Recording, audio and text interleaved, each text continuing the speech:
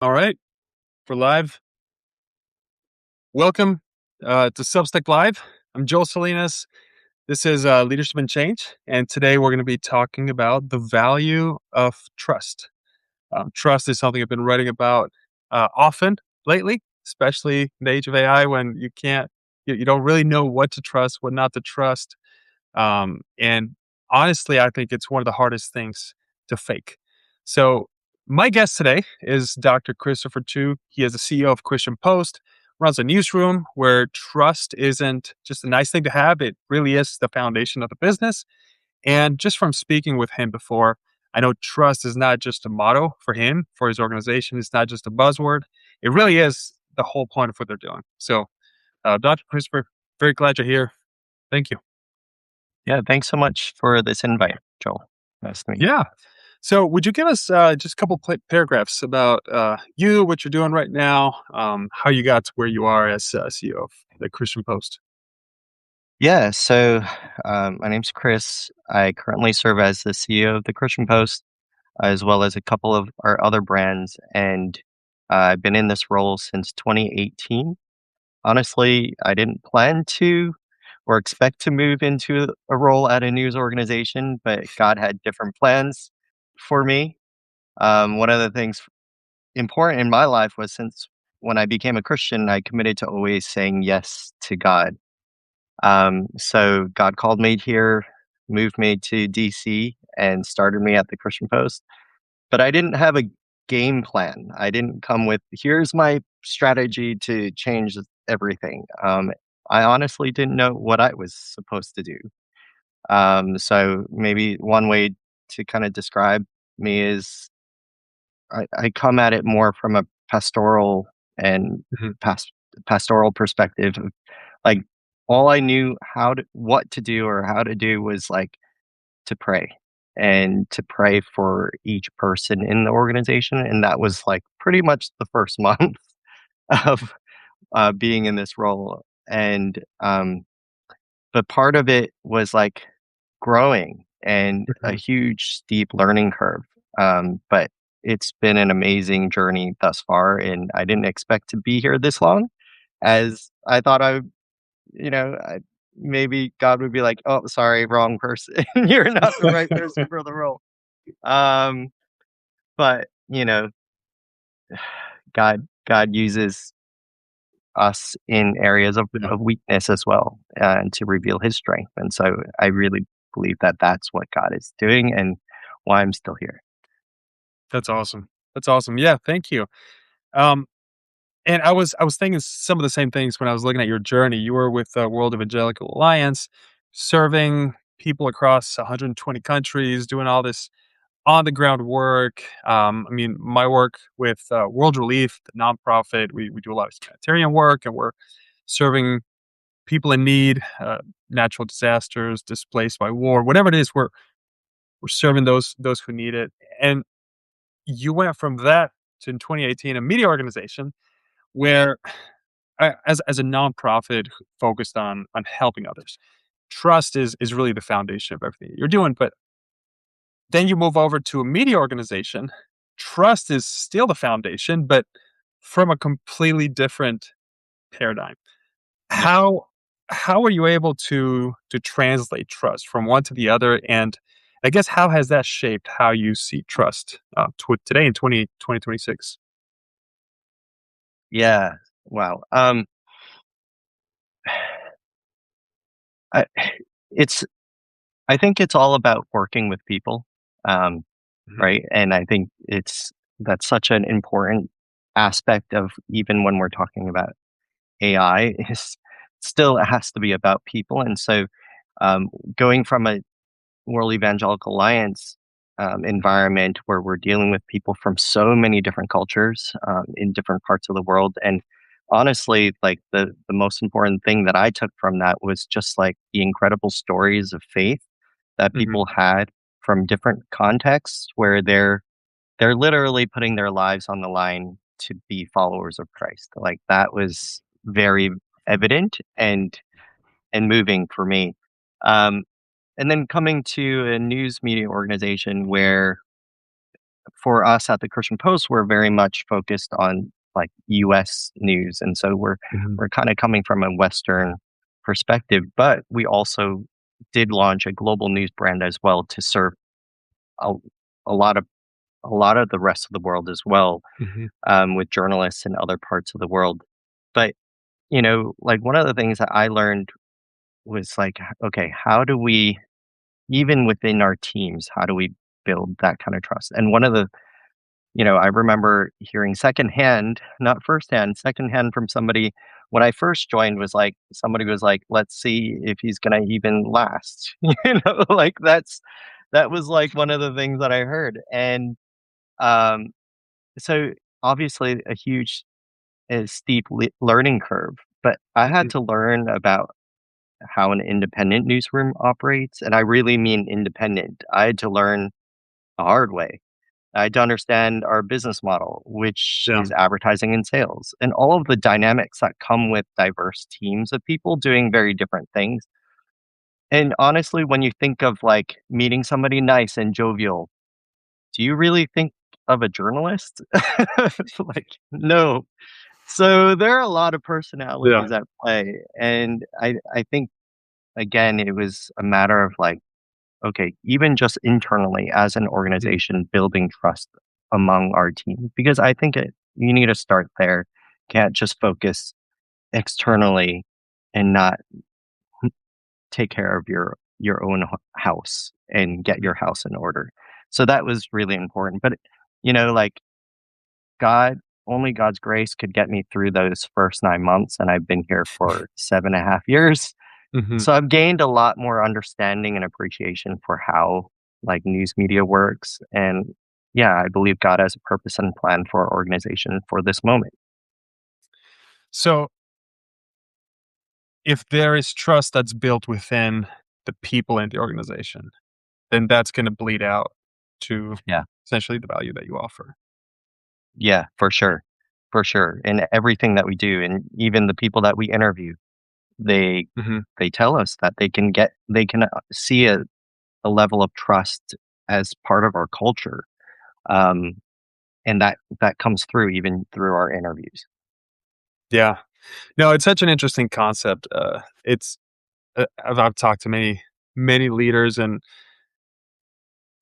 it a little bit of a tangent. One of my when I talk to CEOs for trying to implement AI within their organizations, one of the biggest misconceptions that I see is they think people are going to adopt it if the tool is good. And really, people are going to adopt it if they trust the organization. If they think the organization has their best interest in mind. It doesn't matter how Mm, good the tool is. If your staff doesn't trust that that you have their best interest in mind, if they think they're just after the money, they're going to bring a new tool and try to replace me within 6 months, that they're not going to like your tool. They're not going to adopt the tool. And a yeah. lot of organizations try to fabricate that trust layer. And I mean, like you said, I think it's one of the hardest things to build because it really has to happen from the ground up, and it cannot be fabricated. What there's so much that you did, I'm sure, but what is one step that a CEO does to, take towards building trust, as a foundation? Yeah, I mean, I can give one example of a conversation I had with one of our team members about like encouraging them to use AI more and Mhm, going into the AI part of this. Like, and the immediate reaction was a fear that AI mhm, would replace them, yeah, and a like their whole part of their conversation was just self preservation. And I think we have to talk about those things, right? yeah, We have to talk about those things. We have to address the worries. You can't just like force it. And I think it's like, okay, meeting people where they are and understanding what really they're worried about and what they're fearful of, and then talking through those things because it's very difficult to talk about anything beyond that and to paint a picture of how we can use AI better in the newsroom if mhm, that's centrally what they're most worried about. So, um, I think I think these are the ways that we can build trust internally. And then on definitely on the external side of things as well, like I think trust, like we all know trust is hard to build and easy to really break and destroy. And I think so, you have to have a track record, right? It's not just like a one time thing. You have to keep building it, right? Brick by brick. And I Mhm, think for the Christian Post as a brand, it's not just like a single story that we publish that's going to get everybody to trust us, right? That's not how it works. Like it's day by day, story by story, brick by brick, you have to build. And I I don't think that there's an easy way. Like you said, you can't fabricate that. mhm. I it's funny when you're talking about it it's a hard time to to be in media, to be in news. Independence is such a hard concept. It's not just a hard environment just technologically with there are now subscriptions and newspapers trying to see, do we print? Do we paywall this? Do we not paywall this? Do we offer it for free? On top of that, you have the whole political layer, which we're not even going to get into. And on top of all that, you now have AI coming in, where everybody it's so polarizing. You either you love it, you hate it.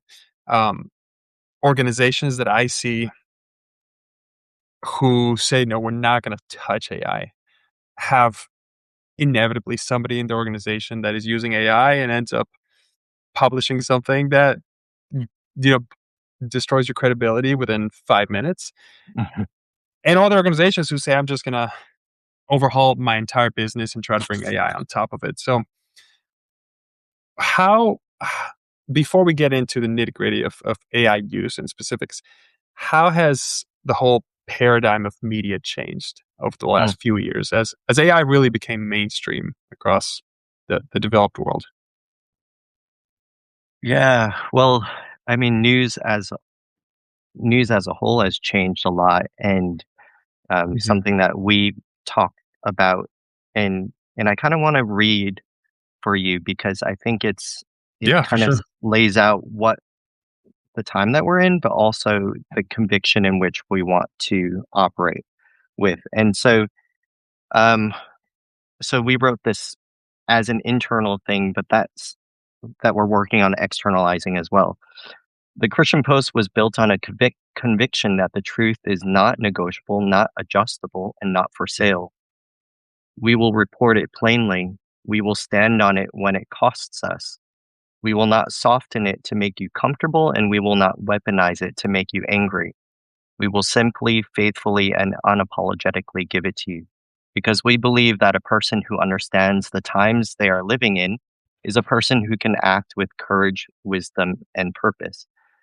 And so for us, like it, it paints for it paints the picture of like what news feels like right now, right? It's like clickbaity in certain ways, and Yeah. it's like exaggerated or sensationalized in other ways to just get that engagement or whatever to provoke that emotion. And I think I think that's the feeling of news these days, and just like how exhausting it is, right? Yeah.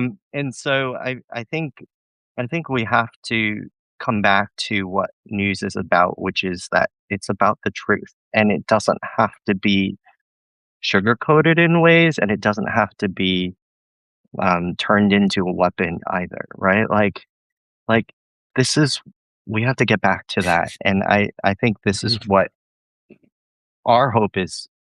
This is what we can do better, and more of those in the news media industry to also do. Mhm. That is so hard. That is so hard. That's such a good aspiration to think about. The truth and chasing it often is not what's gonna get you the biggest short-term ROI. No. Usually, it's not. I No. mean, I struggle with it sometimes when I'm writing a post. I know if I write a post and I put the title, uh, "Here are the 5 ways to not get destroyed when robots take over the world."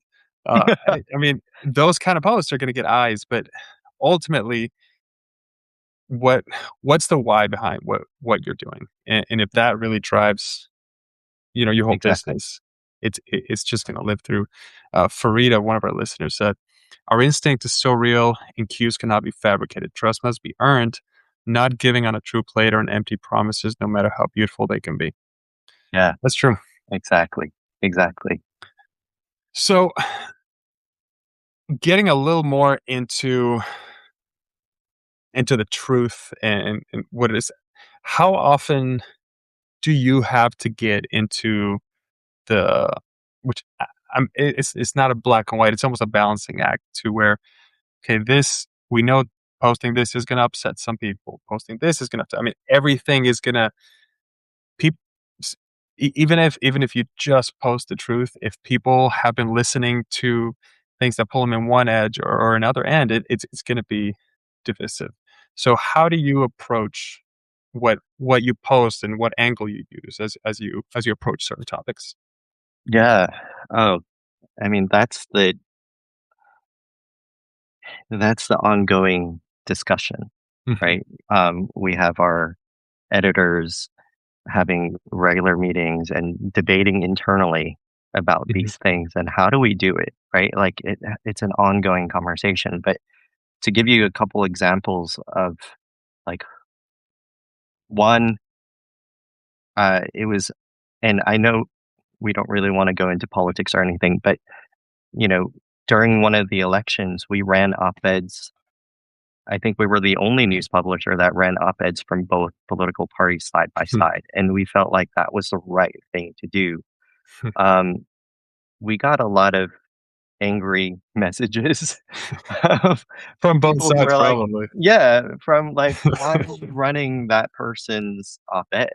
And Yeah. um, some of our audience would disagree with us from doing that, but we stood by what we thought was the right thing to do. Um, and another example, Mhm. we were suspended on Twitter for a post that we believed was true. Um, and we were told that unless we apologized and admitted that what we did was wrong and even hateful, um, we would not be able to use our account. And we had over 180,000 people, Oh, wow. followers on our Twitter. So we're living in confusing times, but in these moments, those are the moments you need to stand by your Mhm. convictions and to know what you stand for. And so it did cost us. We were off the platform for 9 months and we couldn't get back on, because we didn't believe that what we did was wrong. And so I think it's these things that, going back to truth and trust, right? These are the things that really are those bricks that you have to be able to build that trust. And of course, like we talked about, should we just like Oh, yeah. fold and just like get back on the platform? We thought about that because we were pretty certain we were never going to be able to use that again. And things changed. You know, Elon took over Twitter, and so things did change, and we were invited back on the platform. But we were ready to be off that, and we were ready Mhm. for the cost for it. Yeah. Yeah, And it goes back to what you said, knowing why you're doing what you're doing and knowing what you yeah, believe. I yeah, feel like so many times we're chasing, whether it's money, whether it's numbers, and I've asked people before, "So why is it that you're spending all this time doing whatever it is that you're doing?" And a lot of times it's they just never took the time to stop and say, "Why am I doing this?" yeah, What is really the foundation of whether it's me as a person or my organization or, whatever it is. So that's an awesome story. Um, and staying true to those things usually doesn't pay off in the short term, but again, building trust in the long term, it pays off. yeah, for sure. So going going back a little bit more to the practical aspects of AI, was there a moment when you saw, okay, AI is here, whether we like it or not, whether people like it or not, as an organization, as a media organization, especially. we have to take a step either to embrace it or to put guardrails or to talk to our staff. There's real risk and credibility if people use it wrongly. We need to train our people or just ban it altogether. When was that moment that you've decided, okay, we have to take official steps here? Um, well, I think it kind of happened at different times for different parts of our organization, and so like Mhm. our developers were very quick to say, "Hey, this is going to save us a lot of time," um, and so there was a lot more openness there, and I thought that was great. And another angle of where AI really we started to see, oh, this is serious, was we started to see it impact on, particular on Google search and the AI summaries that were generated on Google searches and the impact that that's had across the board for particularly news media organizations. And so that affected traffic, sometimes 20, Oh, yeah. 30% of Yeah. search traffic. We've seen And that so, within World Relief, and yeah, mhm, that was crazy. And so we were like, okay, it's not just SEO, but it's, yeah. like how do you get your content in AI search results, et cetera. And then the other was like ChatGPT and just this AI generated content. And um, I think that's where, specifically for a news organization, that's where it was we were like, okay, what do we do with this? And I think we're still feeling our way and testing our way through it. Um, I think that's I I don't think we've figured out like lines, like Mhm, where are there clear lines yet, but everything's more testing and trying.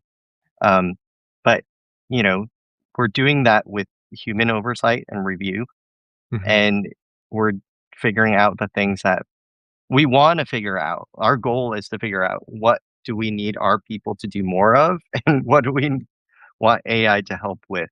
That's what we want to really come up with as a good working solution. But at the mhm. same time, we know, like going back to that conversation that I had with a team member about encouraging them to use AI more, and the immediate reaction was fear that AI would replace them. I think we have to resolve, that. And it was more of like, okay, if we don't resolve this fear, we're not going to get to the next step of like trying to figure that out. Yeah. And and I think we're in the process, I would say, of like talking about, you know, what is it that a human person brings to the table that AI is not going to be able to bring. And we're talking about humans, like our customer are humans. We're not writing articles for bots, right? We're Yeah. writing them for people to consume. And so, and if our goal is to help a person understand the times that they're living in with, Mhm, and to be able to act with courage, wisdom, and purpose, then the questions of what is it, how does this story impact us, how is this story going to move us, what's going to pique a person's curiosity, what's going to challenge somebody's biases, like that is those are the questions that we need to ask. mhm. And having that human lived experience, this human centered approach, um, to everything is going to matter. Yeah. And something that I was thinking about was like AI is it's going to help us in many ways, I think, but is it going to tell us what matters today or tomorrow? Right? Like those I think are the things that we as people, humans are thinking about, right? Like the Bible tells us like birds, they don't worry about tomorrow. Mhm. But it's people do. People worry about tomorrow, right? And we're people ask the questions about tomorrow.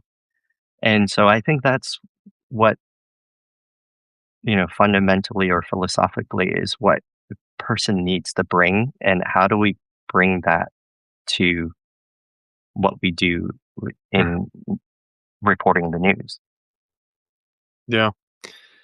Yeah, it's and I love the way that you're approaching it without having a hard line on this is the line that we're just not crossing. AI is this, humans this, because if you built one today, it would probably have to shift in a month when all of AI's Yeah, capabilities evolve. I mean, it's such a hard moving, and I think that's what makes leading within this environment so challenging.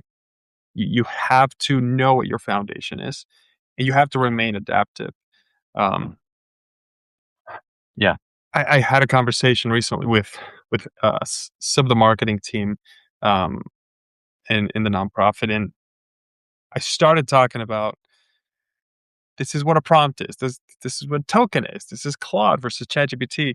I had all those slides ready, and before that, I had an icebreaker on what is AI to you. And first comment came back and said AI is destroying the planet because of water, climate crisis, etc.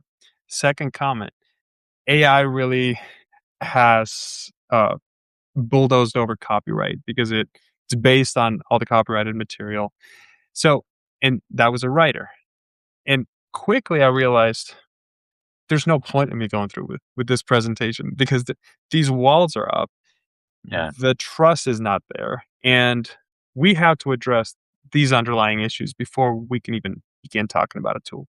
So I love the way that you're approaching it. I really think yeah, that's the way that it's going to allow you to be successful with not just AI, but whatever comes to you long term. yeah, yep. I mean, from a news perspective, like, I don't think like, it's not gonna do the interviews for you. It's Yeah. not gonna do original reporting. It can pull reporting from other sources, but it's not gonna do original reporting. And also, is it really gonna know what's newsworthy? Like, we're actually testing that out and Hmm. seeing if we can do scoring and rating and certain things to help us to see, is that story newsworthy or not?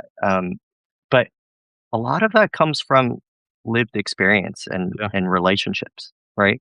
And I think those are the human centric things that are super important for us to keep at our center. Like, that's not going to change, I think. And other things might, many different things might, but those lived experiences and human relationships that we have Yeah. are the things that are gonna make us unique, right? Yeah. And I think that to me at least that's one of the easiest ways to tell whether content is human or not. Um, some of my favorite writers, when they write, it's not just information, but it's that lived experience in there. Yeah, I tried doing this 3 months ago. I completely failed. My computer blew up. Smoke started coming out of my car's end. I mean, whatever it is, it's that lived experience that makes it relatable to us. yeah, And that that leads me to my last question. I feel like the the bar to producing content has been lowered almost to zero. You don't even need to speak the language that you're posting on. If you have a right prompt, copy paste it in somewhere, you're gonna have a full length article. mm, So in a world where content and the cost of producing content has dropped and anybody can write about anything, how how do you keep defining what it is that we're providing to our readers? And has that even changed? Because back in the day, I feel like volume was huge. You mm, want to be an organization that produced the most volume because that would mm, lead the most people. Volume yeah, today doesn't mean as much. So, how has the definition of value of content changed for you? mm. I think for us as a news company coming from a operating with a Christian worldview, a biblical lens, Mhm. that's you know, at our core, who we are. We define ourselves as journalists who are Christians, Mhm. not Christian journalists. And the distinction there is that um, our first duty is to the facts and to the truth, Mhm. and we let that land where it may. So we operate in that way. Um, we don't, and I'll read this from another thing that how we describe ourselves. We don't dress up opinion as reporting. We don't chase clicks We don't at the dress up cost of opinion credit. as reporting. I really like that. We don't chase clicks at the cost of credibility. We cover what matters, say what is true, and let readers decide what to do with it. We have courage in what we report and integrity in how we report it. Like, I think that's, you know, going back, like, that's how we build trust, right? Those are all the ways that we are building trust. I think that's at the end of the day, the currency here is going to be trust. In especially in the midst of more noise, more volume, more content, a lot of AI generated slop, right?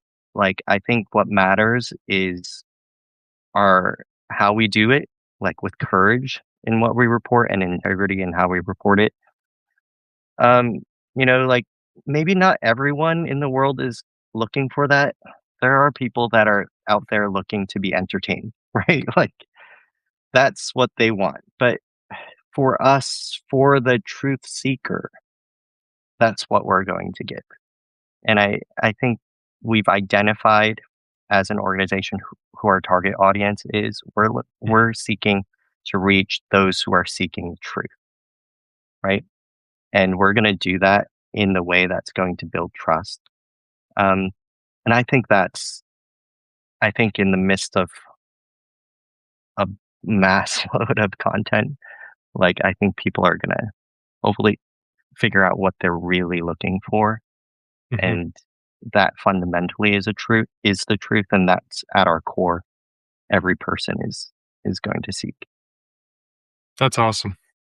That's awesome. That is a perfect way to end. Whether you're a business leader, CEO, a content creator, just focusing on the currency of trust as a foundation, then build on that, regardless of AI, uh, political pressure, audience pressure, whatever it is. That's such a good reminder. Thank you. Thank you. So I like to end with this question. Okay. What are 2 or 3 books that you would recommend? They don't have to be around trust, but if you want to focus on that, it's perfect. Yeah. Maybe three. One, Perfect. the Bible. Yeah. The Bible, obviously, at source of truth. But two business books that I've been pretty transformed by. One is Measure What Matters by John Doerr. Mm, that's a This good one one. right here, That's a it's a great book. great Yeah. book. And we're a time where platforms dominate and dictate how, like, what you see when you see it. Mhm. So I've been reading a book called Platform Revolution Platform by a couple Revolution. I've authors. not heard that one. Yeah, so that's an Okay. interesting book as well to understand, the digital platforms that dominate these days. Platform Revolution and Measure What Matters. Awesome. Yeah. What an awesome chat. Thank you very much, Dr. Christopher Chu. I appreciate everything you're doing at Christian Post. Where can people follow you, find you? Yes. So on Substack, you can find me at TCP Leaders. That's private, my personal Substack that Mhm. I've created to help Christian leaders specifically. And ChristianPost.com, go to there. We're a free news site. We believe that news is a public service. So if you thought there's a paywall or anything, if there isn't, go there, get onto our newsletter, make sure that you're getting our news content delivered directly to your inbox. That's awesome. Thank you very much for your time. Post will be out tomorrow, but everybody have a good night. Thank you, Dr. Christopher. Thank you so much. Have a good day. Bye. You too.